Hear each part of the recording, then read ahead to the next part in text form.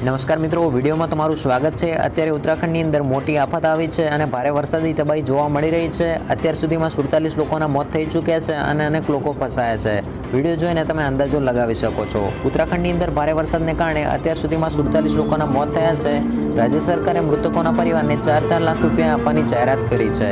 મુખ્યમંત્રી પુષ્કરસિંહ ધામીએ મંગળવારે સાંજે વળતરની જાહેરાત કરી હતી। અહેવાલો અનુસાર ઉત્તરાખંડમાં વરસાદના કારણે અત્યાર સુધીમાં 47 લોકોના મોત થયા છે।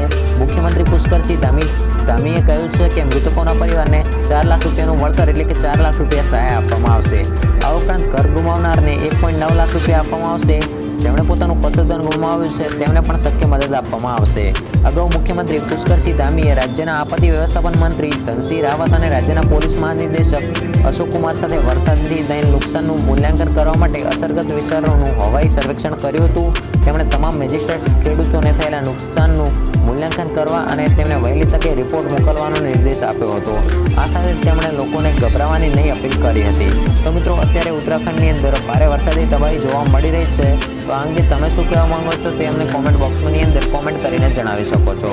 તો મિત્રો, બસ આજના વિડીયો પૂરતું આટલું જ।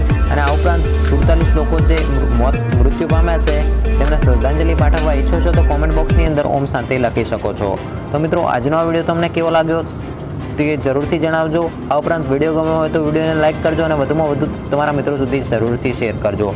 આ ઉપરાંત મિત્રો, લેટેસ્ટ માહિતી મેળવવા માટે આપણી આ ચેનલને સબસ્ક્રાઈબ કરી લેજો।